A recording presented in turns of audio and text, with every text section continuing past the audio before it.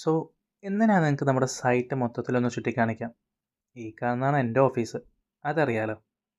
ഇത് നല്ലൊരു മരുഭൂമിയാണ്. ഇനി കുറച്ച് നാൾ നമ്മളിവിടെ തന്നെ ആയിരിക്കും.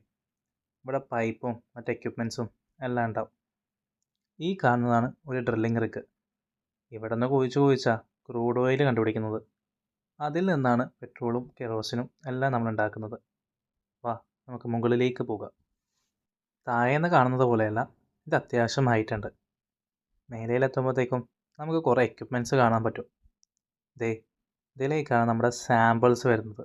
അഥവാ താഴെയുള്ള ചെളിയും മണ്ണും കല്ലല്ല. ഇവിടെ നിന്ന് വേണം നമ്മളിത് കളക്ട് ചെയ്യാനായിട്ട്. പിന്നെ അതൊക്കെ വാഷ് ചെയ്തിട്ടാണ് നമ്മൾ താഴെ പോയി അതെന്താണെന്ന് പഠിക്കുന്നത്. അത്യാവശ്യം വലുപ്പമുള്ളൊരു ഡ്രില്ലിംഗ് റിഗാണിത്. അകത്തോട്ട് പോകുമ്പോഴത്തേക്കും കുറേ കെമിക്കൽസും അഡിറ്റീവ്സും എല്ലാം നമുക്ക് കാണാൻ പറ്റും. ഇതാണ് ഒരു മഡ് പമ്പ് സിസ്റ്റം. ഡീറ്റെയിൽ ആയിട്ടൊന്നും ഞാൻ പറയുന്നില്ല, പിന്നെ ഓരോന്നായിട്ട് പറഞ്ഞുതരാം. ഇനി നമ്മുടെ മെയിൻ സ്പോട്ട് കാണിച്ചു തരാം, ക്യാൻറ്റീനെ. ഇവിടെ നമുക്ക് വരുന്ന ഫുഡ് കൂടാണ്ട് ബ്രെഡും ജാമും ബട്ടറും ചീസും എല്ലാം ഉണ്ടാവും. പിന്നെ പല പല സോഫ്റ്റ് ഡ്രിങ്ക്സ്. ഫ്രിഡ്ജ് തുറന്നാൽ ഫുൾ സോഫ്റ്റ് ഡ്രിങ്ക്സ് ആയിരിക്കും. ഇടയ്ക്ക് ചീസും ബട്ടറും പിന്നെ ഫ്രൂട്ട്സും എല്ലാം ഉണ്ടാവും. പിന്നെ അടുത്ത പ്രധാന സ്പോട്ട് എന്ന് പറഞ്ഞാൽ പള്ളിയാണ്. എല്ലാ സൈറ്റിലും പള്ളി ഉണ്ടാവും. ഇതാണ് വുളു കൊടുക്കുന്ന സ്ഥലം. ഇതാണ് പള്ളി.